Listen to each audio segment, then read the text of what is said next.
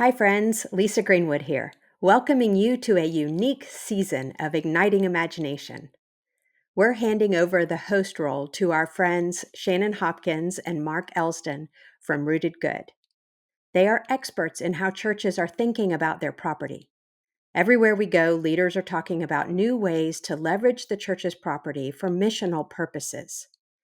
During this series of episodes, Shannon and Mark will connect us with guests who give incredible insights about how church property can serve the neighborhood, how to move through this conversation about church property with your congregation, the theology undergirding how we can use church property, ideas for reimagining church property beyond housing, and so much more. You'll hear from theologians, pastors, nonprofit leaders, religious news writers. These conversations are thoughtful, deep, practical, and will surely be a great resource for the conversations you may be having in your context right now. We're grateful for Mark and Shannon and the whole team at Rooted Good for this collaboration and their important work around church property for such a time as this. As always, if these episodes are meaningful to you, share with colleagues and friends and leave us a review. Thanks for listening. And now, here are Shannon and Mark. Hello, I'm Shannon Hopkins, one of the co-founders of Rooted Good. My colleague Mark Elsdon and I are co-hosting this season of Igniting Imagination. We are so thrilled that Wesleyan Impact Partners is letting us do a whole podcast season related to church buildings, land, and new economic models. We believe in the good futures that are possible for churches across America, that this is a moment of opportunity and possibility. We are interested in this conversation because our work at Rooted Good is all about helping churches reimagine the use of their buildings and lands to generate new forms of income as a way of fulfilling their mission and purpose in their communities. This issue is timely, and we are so excited about this season. And today, we're thrilled to welcome this episode's guest, Dr. Willie James Jennings. We're delighted to have Dr. Jennings with us today. Dr. Jennings is a theologian who teaches in the areas of Christian thought, race theory, decolonial, and environmental studies at Yale Divinity School. He's also the author of The Christian Imagination, Theology and the Origins of Race, and After Whiteness, An Education in Belonging. This conversation we had with Dr. Jennings was absolutely incredible and filled with so many really powerful and deep reflections on this question of property, land, buildings, space, and place. What did you think, Shannon, that really stuck out to you? Oh my gosh. It was such a rich conversation, but I love that he just started off and took us right to the dirt. Like, we have to live with the dirt. What we do with the dirt matters. Like, it's not just about the building, it's what the building sits on. I love that. And I really love, his call to prayer and who we are as a witness in the place that we are doing life together. Yeah, this was a question um, of discipleship that Dr. Jennings talked about multiple times. That these issues are not real estate questions fundamentally for the church. They're questions of discipleship, of ethics, of theology, of morality. Even when it comes to zoning and selling and developing and all the stuff that we get into, it really is a question that is much deeper than that on so many levels. Um, I also love the way he encouraged us to just be real with what we don't know, that we don't have to know everything. Yeah. I mean, and when we say we don't know what to do, we don't know what to do with our building, we don't know what to do with our land, that's okay. That's okay, and in fact, that can be a faithful response, in this moment. Absolutely. Oh, it's so great. So we should just dive in Let's do it. really about this issue of church assets and land, which, which Gone for Good was all about. It's kind of, the big issue, Yeah, we think. yeah, So, yeah. yeah, yeah. I've been pushing the book. I've been telling people to get the Well, book. it's Well, thanks. Yeah, you're It's done very well. It's blown the publisher's expectations. So That's good. That's what you want. it That's what you is. want. Cool. And life is good. Life is good in Yale today. At Yale. Oh, life is wonderful. Life is wonderful. Okay. Well, I guess we'll just dive in. Yeah. Okay. Yeah. Let me get to the top of the line. Okay. Hello, Dr. Jennings. Thank you so much for joining us today. It's such an honor to have you with us. Oh, the honor is mine. I'm just so glad to be with you. Thanks. In this podcast, as you know, we're talking about this moment that the church is facing across the United States in regards to the opportunities and challenges related to its building and land use. And Yes. I love how you talk about witness in the forward to Gone for Good, specifically in relationship to the built environment. In fact, you spend a lot of time thinking and writing about the built environment and theology, which isn't something that's widely written on. Could you tell us what drew you to that topic? Well, I have been thinking a lot about a doctrine of creation. And what I've been saying for many years now, it was a revelation to me when I first started thinking about this, is that we Christians really don't have a doctrine of creation. We have a theory of origins that masquerades as a doctrine of creation. Because if we had a doctrine of creation, we would be talking about what it means to actually live with the dirt. And so, what drew me to thinking about the built environment is asking if we actually believe that we are creatures created by a loving God, then that has to work its way down to what we do with the dirt and in the dirt. And so in that regard, I realized that it's like there was a big chasm and no one had built a bridge across it. That is, on the one side, it's all the wonderful talk about church and salvation and life with God and life with each other. And on the other side is actually living someplace, living with dirt, living on a street, living with lawns and sidewalks. And very few people have drawn a really good bridge. Now, there's been a rickety bridge that's reached across it, but what you really need is a kind of massive highway that brings us fully to the reality of what our confession of being creatures and created by a loving God means. And so that's what brought me to the built environment. And then it was another realization that's hit me that I'm trying to share with many people these days. And that is, I think we're at the point now, if we're going to do any serious thinking about our lives in the world, we have to hold these three things together: the body, the building, and the work of design. We now have to braid those three things back together in our thinking, especially for folks who are people of faith, because we've allowed those three things to go in completely separate directions. When in point of fact, we can't understand any of those things without the other two. If you try to understand your body, but you don't think about buildings, you don't think about the shape of buildings, you don't think about how they work and what they mean, what they teach, then you really are not talking about your body, really. And if you try to talk about buildings or the built environment without talking about design, who gets to design, who's in the room when design happens, who gets to make the decisions that come down to the matters of the most intimate matters of our body. Where's the bedroom going to be? Where's the kitchen going to be? Where's the sidewalk? Where do we put the trash? How do we collect the trash?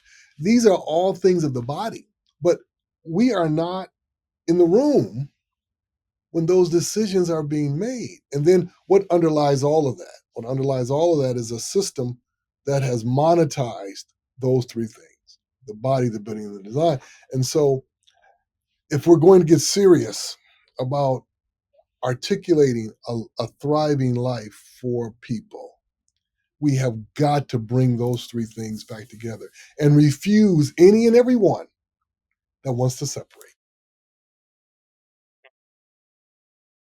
That's great. I love the way you are calling us to something deeper. I mean, that's going to be, I think, a theme in our conversation here. And you did that for sure in the foreword to the book Gone for Good, which I'm so grateful that you wrote. And you sort of, I mean, you really were like, there's some good stuff in this book, but we got to go deeper than that, is basically what you're saying there. And I love that. And it's so true. And I'm so glad that you said that and that we have that call.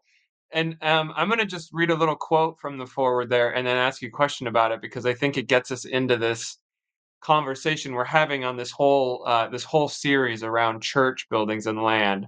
So you say, given a world turned into property, and our lives enfolded in a propertied existence, it was only a matter of time when the wave of property accumulation that established churches in the Western world would become the wave that would pull churches out into the uncontrollable sea of market driven property relations. Can you just say a little bit more about that? What do you think has happened to churches and their connection to land and property in America? Churches in America, for the most part, began with the terrible bargain: if you allow us to think about the body and to think about the soul, we'll allow you, and the you will fill out in a minute, we'll allow you to think about buildings, the dirt, and property. And so we made this bargain that what we were concerned about is simply having a place, a stage upon which to plop and plot our Christian vision. And then those who would be concerned about how to measure, shape, give, sell, buy those places, we let someone else do that. And so, in a sense, we sliced our discipleship in half. We said the body and the soul belong to us. The ground and property belongs to society, governments, individuals. And so what that has meant is that now, when we're realizing that the very character of our discipleship, the very character of what we mean by church, is at stake with where we are on the ground. Now the horror of that bargain is coming home to rest on us. We're realizing that in many ways we mortgaged our witness by allowing the realities of real estate and private property to run unchecked without any kind of theological vision, without any kind of moral compass, without any kind of connection to our discipleship. And so now we realize that we are, in a sense, on a little island of moral concern in a sea of real estate relations that are not driven by moral concern. And so what we have to do now is ask ourselves, how do we return to a responsibility of following Jesus all the way to the dirt? Oh my goodness. You have me. I mean, that quote, like, we've mortgaged our witness. And what a cost. What a cost there has been because we have. Yeah, I mean, and we understand why. We understand that the church in America is built inside immigrant vulnerability and immigrant dream. And so immigrant vulnerability means I've come to a place that's foreign and I'm trying to form a life. And I'm willing to do whatever is necessary in this foreign place to be allowed to form a life. And so inside of that, I was willing to accept this configuration, because what was promised is that I get to have, and we get to have as a community, land. And so the promise of being able to have our chunk of the new world, and it allows us to then dream on top of that chunk without in any way, shape, or form asking some of the fundamental questions that our indigenous sisters and brothers, our indigenous friends, were begging for us to ask, what is this? What is this thing that you call a chunk? And we were just not willing to answer that question with them. It makes me think that actually this opportunity also brings how do we do that now with our indigenous brothers and sisters? Because I think there's some interesting work in the land back movement that's allowing that question to come to the surface now in a way that we haven't seen before in my lifetime, or that I in the same way. So it's No, I think you're exactly right.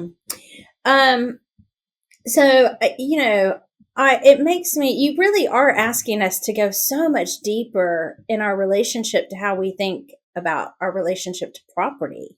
And it feels like in the way we idolize land and like owning land and our ability to build freely and do whatever we want on top of the land. Right. But also it's like our discipleship has to take us there. And I wonder what you would say to pastors in this moment about that and how to help do this work in this moment. Yeah, that's a really good question. What to say to pastors and to congregations about what's the first step? In the Bible, in the book of Ephesians, there is that word that's spoken to Gentiles at the beginning of chapter 2 that's so crucial for us. The first word is remember. And there's a work of memory that is now upon us as we think about the land. That should become a part of the life of every church. Do you know the history of the dirt here? Do you as a community know? Down to the specific of this building in this place. Every church ought to be filled with people who know the stories and who have learned the stories and become the storytellers with others, especially if they have indigenous peoples nearby, the storytellers of this land. What was here before the church? How was this land formed? How was this community formed? The city formed? How did property work? How did it come about? We need first that sense of memory to know, because as I always say, there is so much already that the Spirit of God can do with us and in us when we learn, when we know. So, for example, when a church finds out that what stands behind its existence in a particular place is a history of theft, of cheating, of pushing people out, that's already a work that the church needs to take. Okay, well, there's a work of repentance. There's a work of truth telling that we have to now understand, but just by knowing that. And then beyond that, there's a work of connection. If there are people who we know were moved, harmed, and they still exist, or their children exist, or their grandchildren or great grandchildren. So that's already a first step. And then once we press as deeply as we can into memory, then we come forward and ask, how does the land work now? How is it being made to work?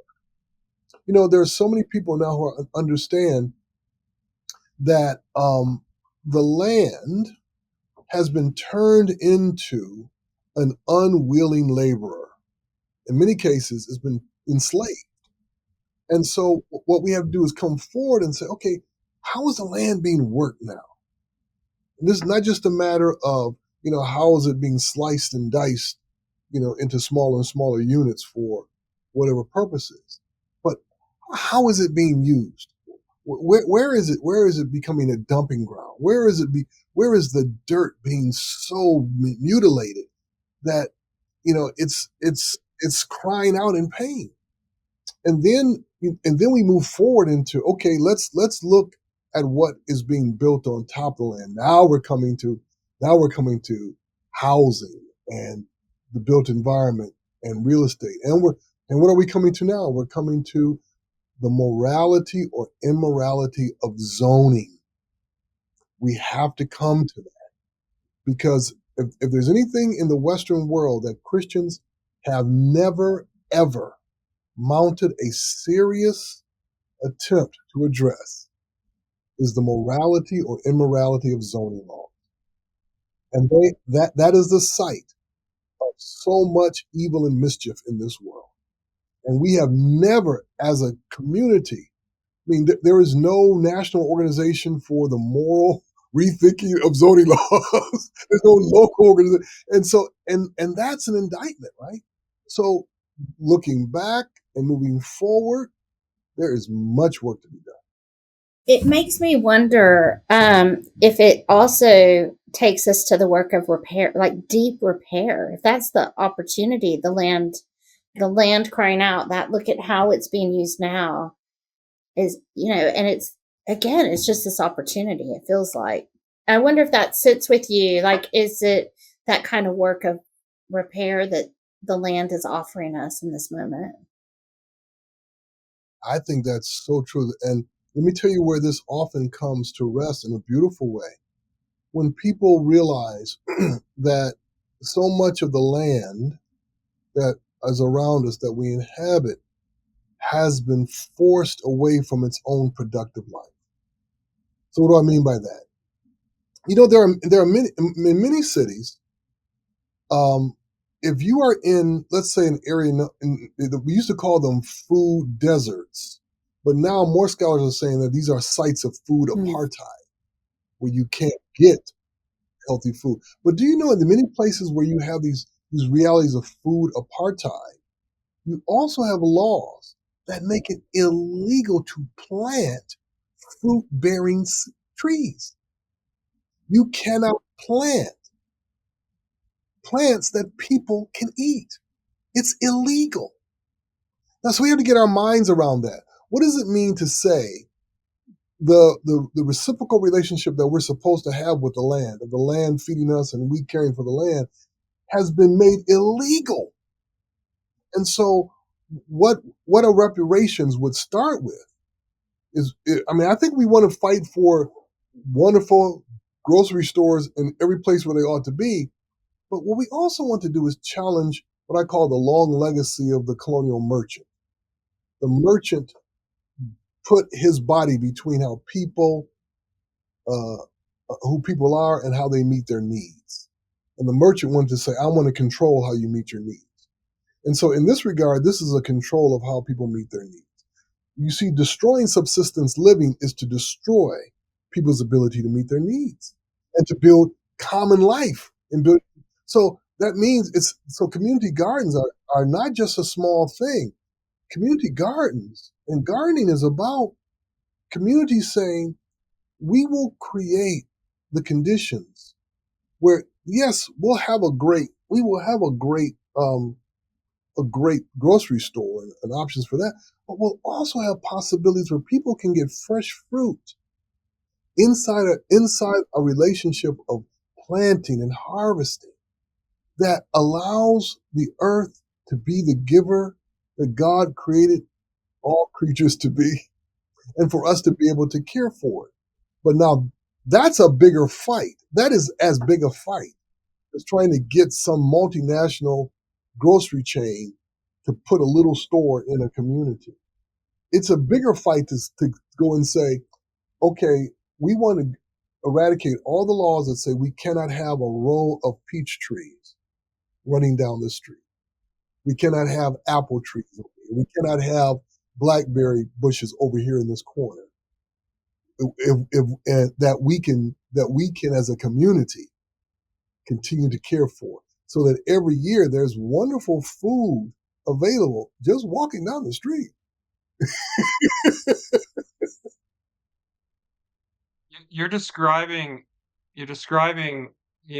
something that is beyond often the horizon that many church leaders are thinking, I think. So I think a lot of times church leaders are thinking about zoning in terms of what they can do with their land and what they can do with their project. That's right. Or they're thinking about food in terms of what their specific kind of congregation can do in whatever setting or not. You're talking about going much further than that in Yes, our reflection, right? And zoning is an ethical question. It's a moral question. It's a question of justice. It's not just a question of what can I build on this piece of property, right, right? And right. laws around food, for example, are not just a question of like where can we get food and put food, but how can people even access food? How can the land even do what the land does, right? And that's a but I suppose if we're if we're people of faith and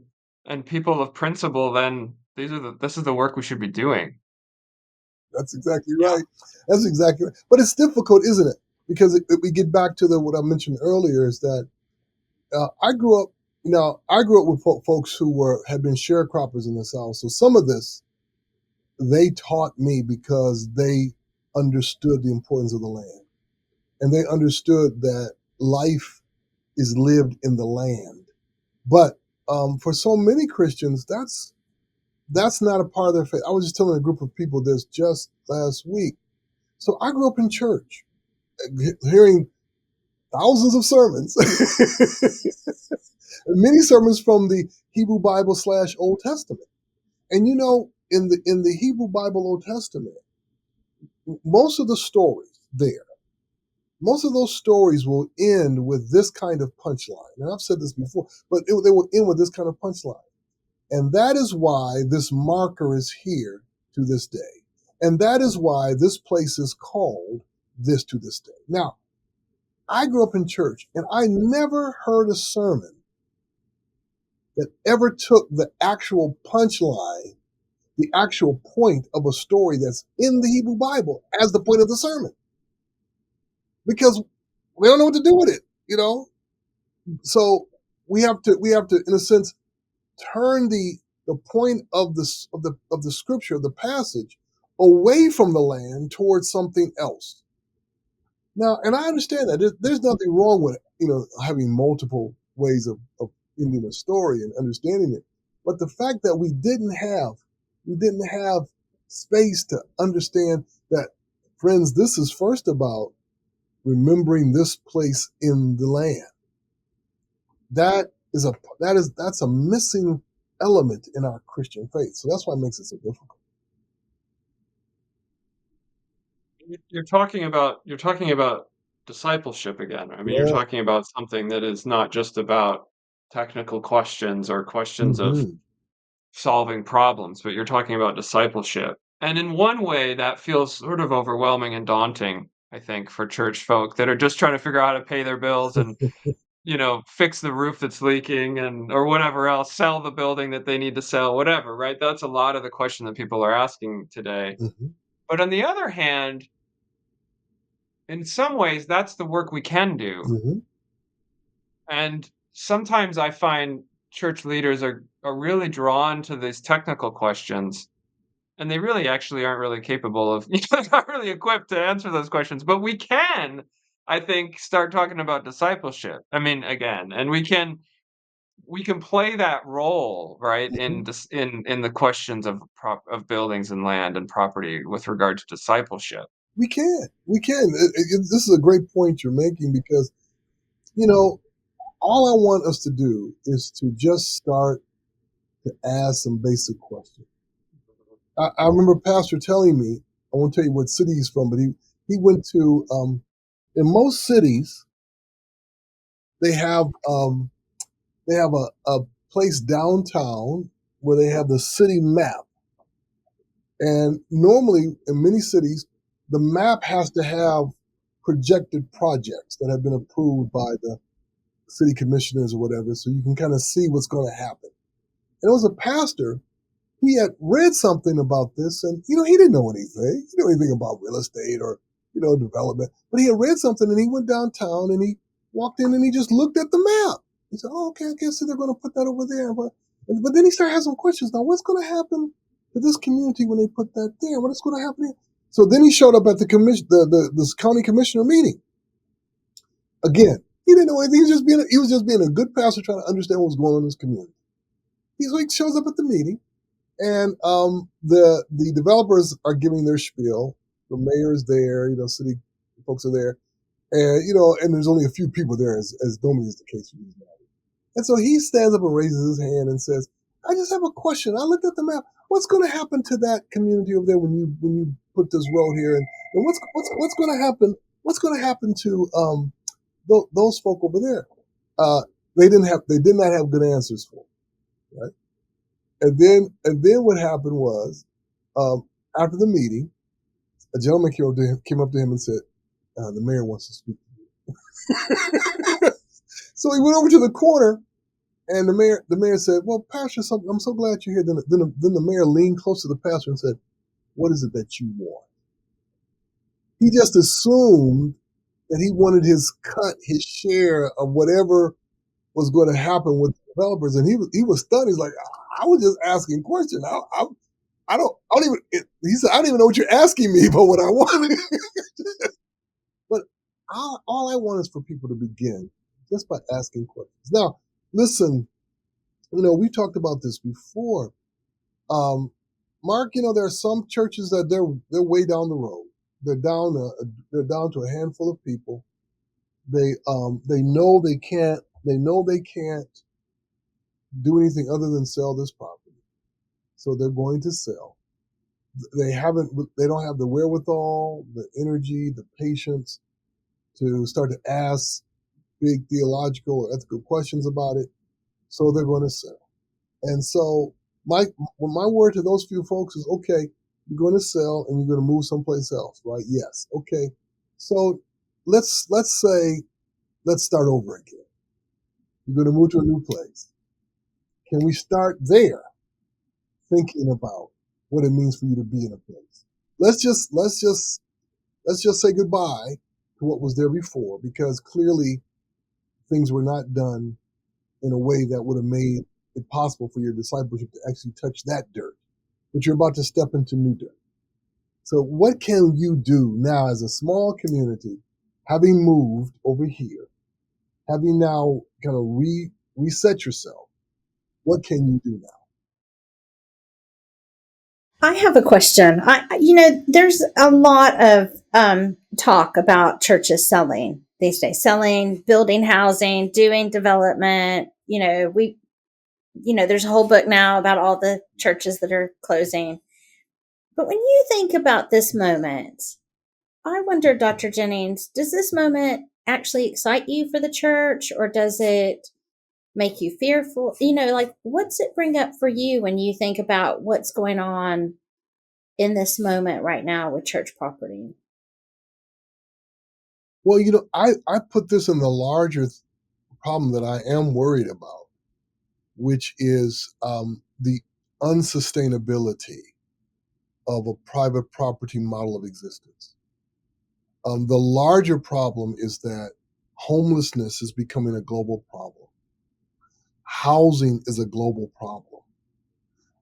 The ability to sustain life, even if you have a home, is a growing problem. The obsessive focus on so much energy and time in sustaining a house is becoming a problem. The way in which our lives are stretched across vast spaces between where we work and where we live is becoming a problem, where people's significant portions of their life are spent in cars, simply getting from point A to point B. All of these things are reaching a crisis. But now, if you put the church inside of that, I do think both there is a place of mourning ahead of us, but also an opportunity of celebration to say, let's think this again. Let's think this again. And the thinking again will have to move against the grain for the sake of life, of how we think about habitation. That's what excites me, that we can finally, as Christians, actually take the incarnation seriously, which is to say, God became flesh, but God in flesh did not float above the dirt. God became flesh all the way down into the dirt, all the way down. And so now we can finally say, habitation is fundamental to believing in God becoming flesh and redeeming the world in and through God's body. And so I think we can finally now just have that conversation. But I do think we're going to have to not just mourn, but now start to pay more attention to what we have thought we need not pay attention to. I told a group of people just recently, I said, it is an unsustainable model to believe that everyone can own property. It's literally impossible. It's also impossible to imagine sustaining a model in which property functions within the logics of capitalism, so that the supply and demand logic, the logic of scarcity, that's an impossible model to sustain without billions of people dying. And so I think we're realizing that we're going to have to, in many ways, it's like healthcare, but in a sense, it's the most intense reality of healthcare, is that thinking about shelter and life together must now move to the forefront of our thinking, because, at this point, unless the very wealthy actually do colonize another planet, which I know they're really working really hard to do, we're going to have to figure this out on this planet. Well, and it makes me, when I think back to your line of peach trees bearing fruit and the blackberries, and beyond the big corporate supermarket coming into the neighborhood, when I think about you, I feel like you're giving us some imagination for what it can look like, what a different economic can look like when we are doing life together, connected to the dirt in our place. Absolutely. See, I grew up with folk. I was the youngest of 11 born to my parents. 9 of us lived in the house together. My dad had a good job, but feeding all those kids and cousins and nieces as well. You can only do so much with it with a check. But what we had in our community, if you went into the backyard of my house, you could look down the street and see backyards all the way to the end of the street, and in every backyard was a garden. And so the informal economy of sharing, I used to tell people every summer I was on my Stingray bike, riding up and down the street, carrying produce. So, Willie, take this corn to Mother Slater. She has some peaches for me. Go get them peaches from her. You come back and you go take these eggs to Deacon Barnes. You better not drop them off your bike. So that's how we survived. And then there was the canning season, where beautiful fresh fruits and vegetables were canned, in the fall, so that in the wintertime, in the dead of winter, you have wonderful fresh food that was canned, right? So that reality of living not only off the land, but living in the land is a part of what it means for us to be Christian and to understand ourselves as creatures. And so what would it mean to restore that to every community? That every community, it doesn't just have one community garden, which is great, but it's a community that is formed as a garden. It's a community that pushes against zoning policy that says, okay, you can have that little plot, but no more. It pushes back and says, no, the entire world, in fact, was created to be garden, and we will return it to that. And so not just this little plot, but this block, this side of the city, this city, all of it will be garden again. And all of us will be tied together in the growing and the planting and the harvesting and the getting to know one another and the understanding our lives inside these seasons. And so that, so let's still have a store. We'll have our stores, but we'll have our stores now embedded in a life together that means the way the store behaves and the way the multinational grocery chain behaves is going to be different now, because they know, you just can't, bring produce in that really is unhealthy. because we have other options.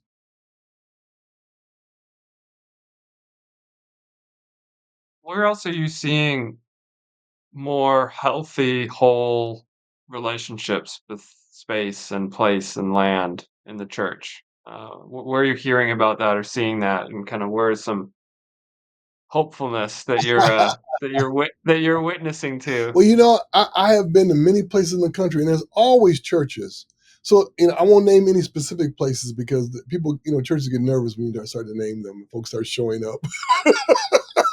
But I'll describe the kinds of places that I think we all should be happy about. So, churches that actually have started um, thinking more holistically about gardening, churches that have really taken on the forming of community gardens, churches that have adopted um, communities and started involving themselves in the housing shortage matters, churches that have been doing things not simply to house the homeless, but to articulate the need for housing for the homeless.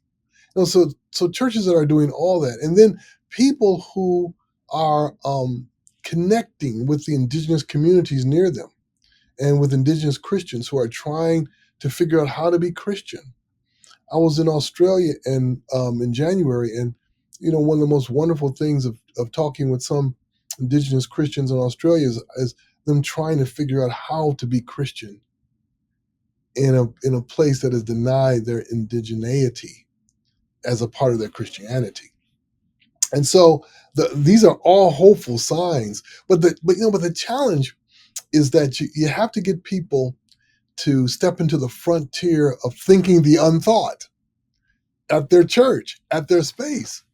And this is what we talked about a minute ago that you mentioned, Shannon, a minute ago, and that is, for so many churches, even thinking about this, that will be the new thing.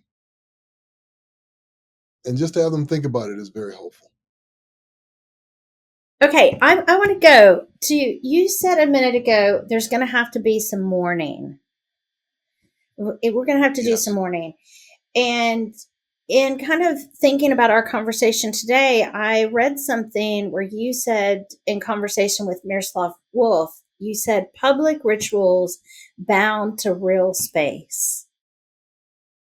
And I wonder how you think about this moment in the church as churches are rethinking their place in community, they're rethinking their use of building and land, and this relationship between rituals I wonder if you could talk to us about that in this moment, and what you would say to churches about rituals and how public rituals are bound in space and place. Yeah, I would love for churches, especially the ones who have understood and done the work of memory, to be able to take their liturgy out to the dirt.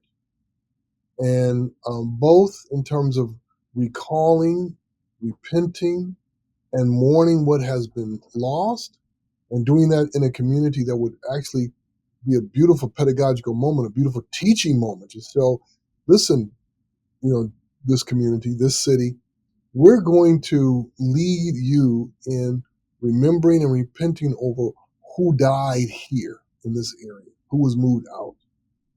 And so I would love to see churches step into that. And along those lines, and I mean, this gets back to what I mentioned a moment ago, that if a church is on the verge of selling, along with doing a ritual that kind of shows that they know their history, but a ritual that mourns the loss of what could have been. I mean, I think of churches who have given up, 10, 20, 30, 100 acres of land to some developer without even a peep of a ritual to say, we've just given away what could have been something so important for building a healthy future for others. And so to have that ritual to do that, but let's make it even more positive. So let's suppose a church really is on the cusp of deciding whether it has to sell or not. It would be great to have rituals of invocation that ask for God's guidance and direction, So the church goes out into the field Mm-hmm. in the middle of the 2 acres that they have, that beyond the 2 acres are these massive, new developments. The developers have put these $1 million condos on either side. and they're standing there with the last 2 acres that the developers are salivating over, and come to the middle of it and say, have a liturgy and pray, Lord, we know that there are those who want this land, and we don't know how we could keep it. But we are here to ask you to show us how we might be able to turn this toward the good. And to, invite the future developers to come to that, because obviously, in a moment like that, it is a moment of sheer desperation and vulnerability, where you're just asking the Spirit of God to open up a door for you to be able to do something that would not simply be swallowed in the tide of real estate and development, and do something different right when something different needs to happen. And so now, at the end of the day, it may prove ineffective, but what a witness that shows that you at least understand what you're doing, and it will teach the children, if there are any children left, of how we should be in this world. Yeah, I think you're right. I think that's the work of being the people of God in a place, right? And does it help us maybe move to a different way of being together? Absolutely. We need that desperately now. As you know, I'm super interested, concerned about the sort of impact on the social fabric of our communities as this kind of wave of transition unfolds. And what you're describing is, you know, one way to respond to that. Like, let's get out in those spaces and pray and ask and think together what could be different here besides just saying goodbye, or besides just turning it over, or besides just thinking of this as a real estate transaction. Because if we just have 100,000 real estate transactions in the next 20 years, my goodness, we're going to be so much poorer for it. Yeah, and our witness will be so profoundly compromised. And that's what I'm trying to get so many churches and folks to understand, that you've got to finally start to see your witness beyond your body. You've got to actually see it, and beyond the bodies of other Christians. You have to actually see your witness in the environment, in the built environment. Now, it's difficult because, as we've been talking about, we're way down the road in trying to reclaim something that we should have never let others claim. But we have to start working at it. And so, I've been at churches where 90% of the church, 90% of the church the church folks live nowhere near the actual church. 90%. And so when I talk about things we're talking about, they're like, they throw their hands up and say, Willie, we don't know what to do. And I said, okay, the beginning of salvation is that you have thrown your hands up and say, we don't know what to do. So let's turn toward God with our hands up and say, God, we don't know what to do. What should we do? And I'm enough of a theologian to believe that the Spirit of God will say, okay, here's what I want you to do.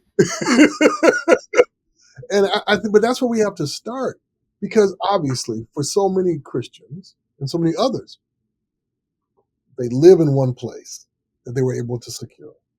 They work in another place that they were able to get a job. They go to this church where they were able to find some level of comfort. And between those three things is distance, roads. And so the possibility of bringing those three worlds together, for many, that's not going to happen. Or I would have to spend considerable time praying and thinking about how I could do that. And so my suggestion always is, okay, well, start to think that possibility. How could you bring those together if you wanted to bring them together? But then more importantly, what does it mean to try to think your witness all the way to the ground. Now, people will always ask me, it's like, well, Dr. Jennings, do you own land? And I always say, no, the bank owns the house I live in. I would love to own it, but I've never owned a home. I mean, I've been in homes, but the bank has always owned all my homes. And the church I attend is not by my house. But the reality of it is that this is a question for me. Okay, is there a way I can bring these two closer together? Can I move? So all of these things are questions, alive questions. And I just want people to have them as alive questions and be open to what the Spirit of God might be saying about how we can think these things together. I love that phrase, "We don't know what to do," and even just asking the question. I mean, there's so many times I hear that. We don't know what to do, but it's usually said in sort of Right? defeat or despair or whatever, or at least, we don't know what to do. What you're saying is, no, Mhm. that's a faithful That response. is a faithful response. Just just own that, claim that, pray that, I al- Yeah, I love that. That's okay. It's okay if we don't know what Right? to do. I It's also hear okay. you saying Yeah. live the question. You don't have to. Don't you? The Yeah. solution, the answer, the next step may not be that near, but just live the question. That's exactly right. I can tell you one success story where I remember I was at a church and they were asking this question, and they realized that they lived far away from the church. And then what happened was some of the young couples in the church were getting ready to buy their first house. And there were some people who were real estate people in the church who wanted to be faithful in real estate. And so one of the things that they said, well, is there a way we can think together with these young couples about housing near the church? Now that's fantastic. Because now, whether they succeeded or not, the fact that they made it a matter of prayer, made it a matter of life together in the church, that these folks who are real estate people, these young couples, each trying to get their first little starter homes, trying to figure out where to be, was there a way that we could get them closer to the church? Possibilities of us starting to form some kind of community here. Now that's witness, right? So what it would say to the wider community is that, okay, let's not talk about whether they were successful or unsuccessful, or whether they collapsed. Forget all that. The witness is that I'm trying to work against the grain here, and I'm working against a grain in many ways. I'm getting with other couples to think about how we do this. I'm getting with real estate people who are actually praying about what witness would look like, not simply how much money I can make. As a real estate broker, I'm not just looking for the best deal anywhere. I'm thinking about this.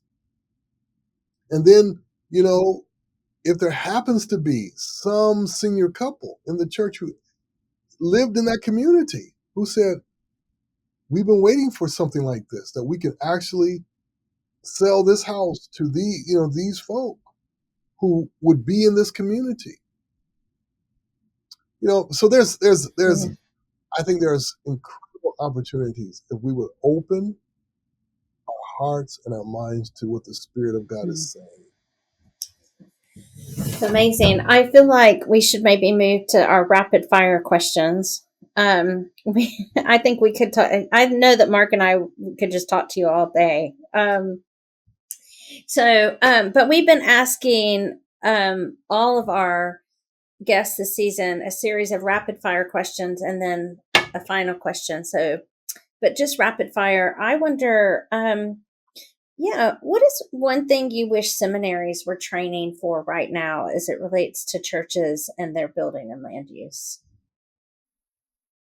I wish seminaries were teaching seminarians how to read the land, how to understand the land as a living, animate reality, a person. And what is one thing you wish people in the pews new.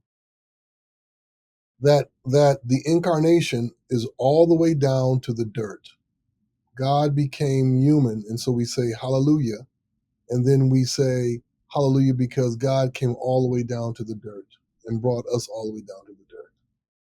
What should churches hold on to in this moment? The story. They have to hold on to the story that the Spirit of God has come and Jesus is risen, and that means we can create new life in places where people don't think it's possible. So that there's no place, there's no built environment, there's no neighborhood, there's no community that cannot be rethought and re-inhabited in a fresh way.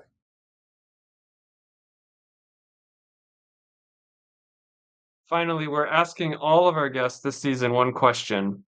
As you consider the reality of the world and the witness of the church, a word that you've used a few times here, what is your hope for the church? My deepest hope for the church at this moment is that we can announce a Christianity that is worthy of celebration. That's my deepest hope, that we can invite people into a celebratory reality of being church and Christian.